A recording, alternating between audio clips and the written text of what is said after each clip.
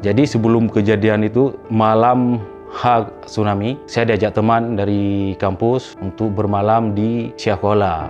Ada acara bakar-bakar ayam. Habis itu saya teringat, karena besok paginya saya mau ikut maraton. Jadi saya pilihlah di antara dua itu, hati saya tertuju di maraton. Mungkin kalau hati saya tertuju di bakar-bakar ayam di Syakola, kemungkinan nyawa saya sudah melayang.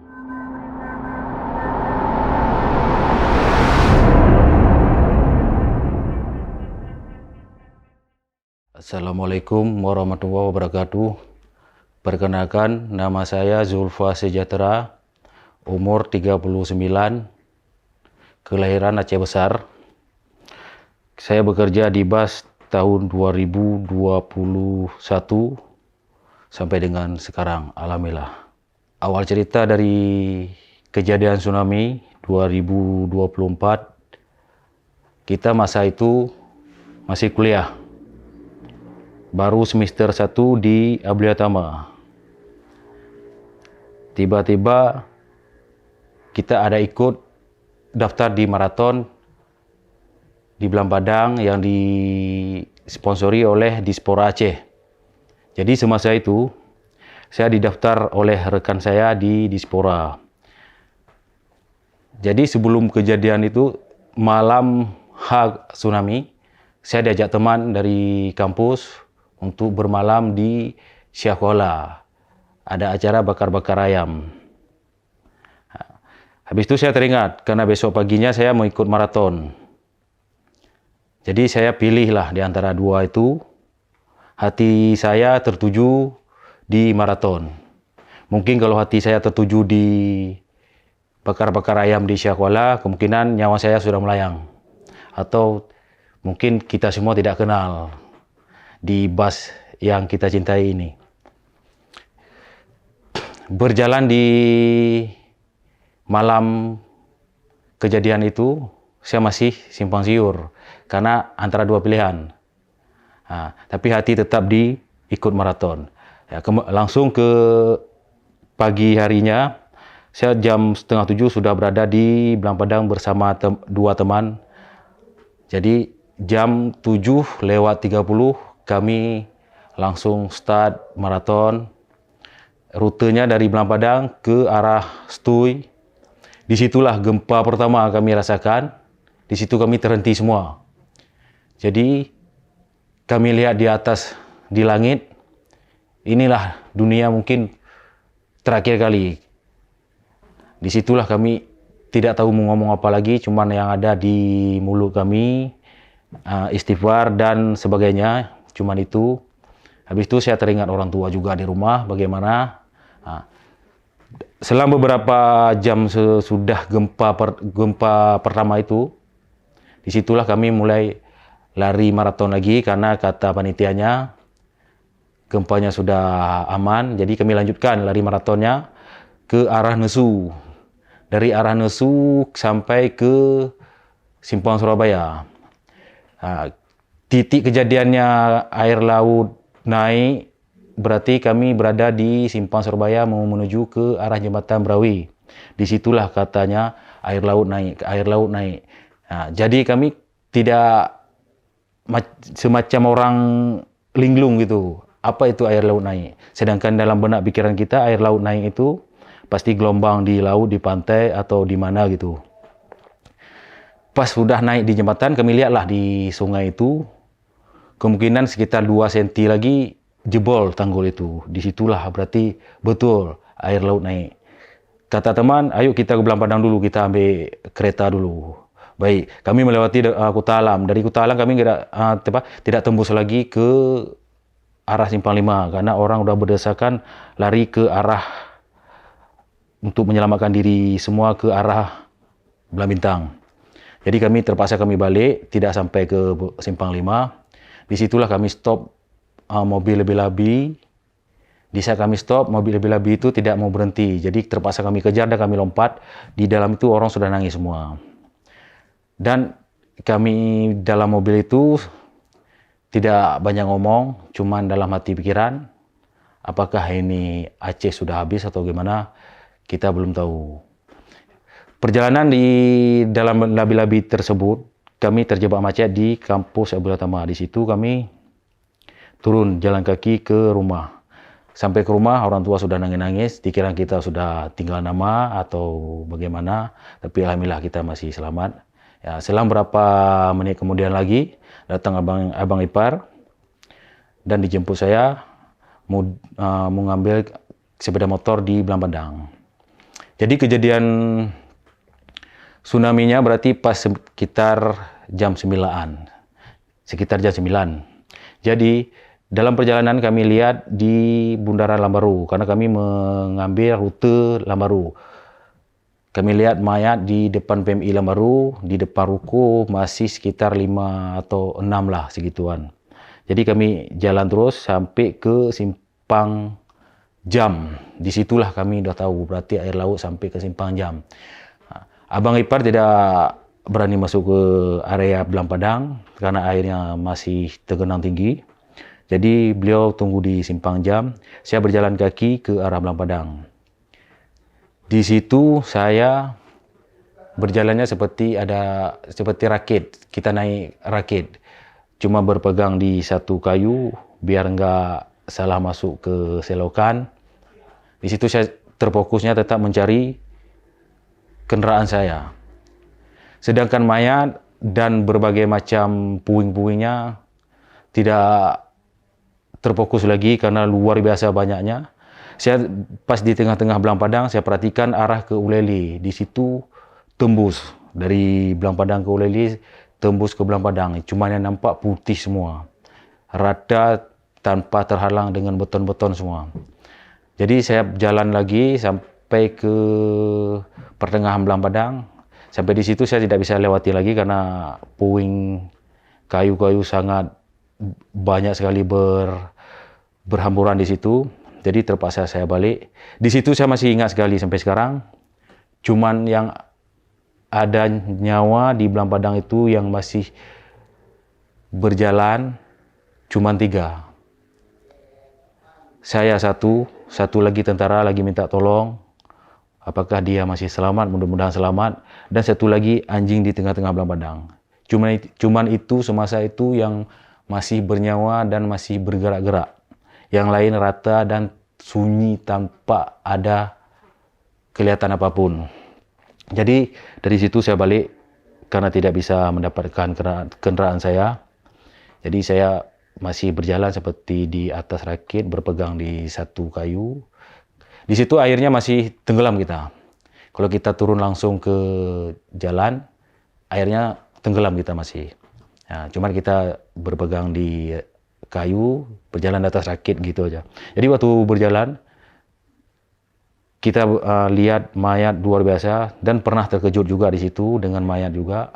Di saat kita pijak kayu dan kita geserkan juga mayat anak-anak untuk kita lewati. Cuman kita tidak bisa menolong karena kita hanya sendiri di situ. Ya, cuman itulah yang bisa kita bantu, kita geser apa yang nampak di depan. Dan kalau masalah mayat, luar biasa pokoknya. Ribuan, nggak sanggup dihitung lah kalau dilihat. Luar biasa pokoknya. Yang paling berkesan di situ mungkin niat saya tidak jahat, tidak jelek. Saya tetap berfokus mencari kendaraan saya, selaku harta saya satu-satunya yang jadi korban. Jadi saya tidak berniat untuk melihat atau mengambil barang berharga milik korban tsunami. Yang ada dalam benak pikiran cuma satu, harta benda saya harus dapat, itu saja. Mengingat hari sudah sore, jadi saya kembali lagi ke arah Simpang Jam. Di Simpang Jam sambil jalan, saya ditanyakan sama orang-orang di situ yang sudah selamat, bagaimana kondisi di Belampadang. Saya nggak tahu mau ngomong apa karena kondisinya rata semua, tembus ke Uleli semasa itu. Jadi pas saya sampai ke Simpang Jam sama abang ipar saya bilang ya tidak bisa kita dapatkan karena posisi penuh dengan puing-puing semuanya. Jadi terpaksa kami balik. Waktu kami balik, kami arahkan kendaraan ke Lantemen, karena di sana ada saudara juga, saudara dari Bang Ipar. Jadi kami singgah di rumah beliau dari jarak jauh. Cuma tidak kelihatan, mungkin dalam benak pikiran beliau tidak ada lagi atau bagaimana. Mudah-mudahan ada keajaiban lah di balik semua itu. Jadi kami langsung pulang. Di saat kami pulang lah, di situ kami udah melihat mayat semua di kali-kali yang ada di Banda Aceh. Dan puncaknya sampai kami ke Lambaru. Di situ sudah penuh, sudah di trotoar semua, mayat-mayat sudah diangkut. Berarti yang diangkut itu bukan mayat-mayat yang korban di puing-puing itu, melainkan itu dari sungai yang dibawa arus.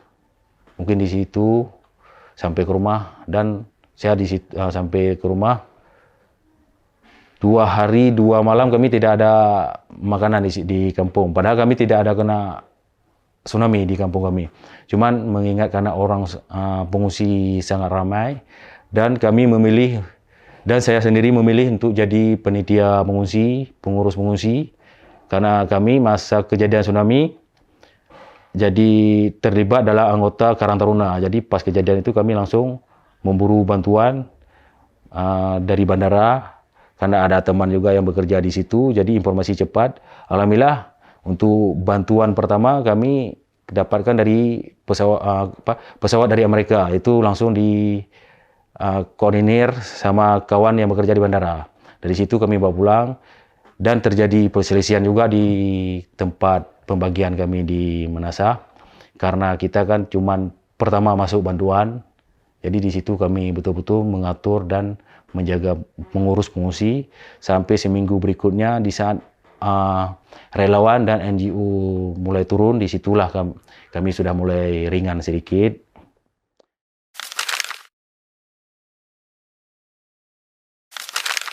Waktu gempa pertama kita posisi di kawasan Stui, lagi lari maraton.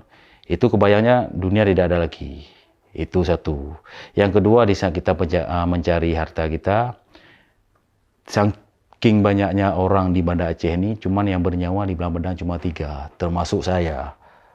Nah, itu yang paling berkesan. Dan satu lagi, saya mengangkat dan menggeser mayat anak-anak, masih balita. Saya geser karena saya mau lewati.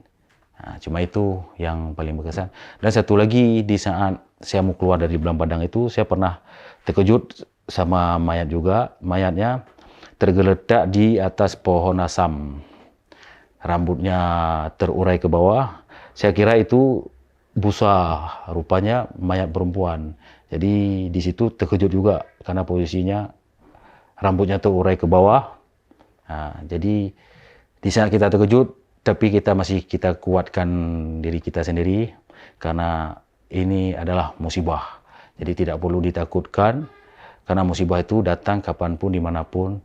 Cuman kita harus siap dengan resiko apapun. Ya, cuman itu yang berkesan.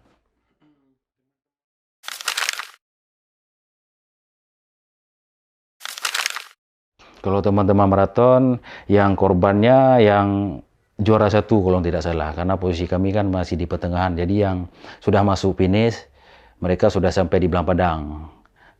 Mungkin mereka itu sudah, apakah sudah selamat, kita tidak tahu lagi bagaimana kelanjutannya.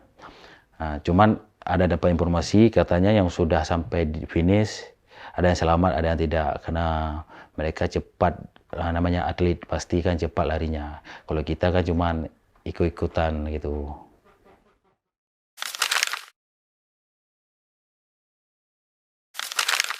Kedua dari hari H tsunami itu kami tidak ada makanan apa-apa. Pertama kali masuk sebelum kami terima dari bandara, dari pesawat Amerika. Jadi kami menerima sumbangan dari mobil trailer dari arah Medan menuju Banda Aceh. Jadi mobil itu kemungkinan di saat tsunami sudah berada di Banda Aceh. Jadi barang-barang itu nggak tahu mau dikirim kemana lagi. Jadi terpaksa dikasih ke pengungsi, titik-titik pengungsi. Jadi disitulah kami dikasih 2 goni coal. Dari kol itulah kami bertahan hidup untuk 22 hari. Hari berikutnya baru kami sudah dapat dari bandara berupa snack-snack luar negeri, roti, minuman, dan bermacam-macam lah snack itu. Itu pertama kali. Dan dari itu kami sudah menerima bantuan dari luar negeri itu. Kami tiap hari yang mencari sumbangan itu di bandara, tetap itu dari pihak kawan yang bekerja di bandara. Sedangkan kami di sini cuma dapat informasi di saat ada, kami gerak dengan mobil seadanya untuk mengangkut barang. Karena di titik pengungsian di Menasah kami luar biasa. Jadi karena kita organisasi dari Karang Taruna, jadi siap semuanya untuk bekerja. Nah, memfasilitasi dan mengatur situasi pengungsi semasa tsunami.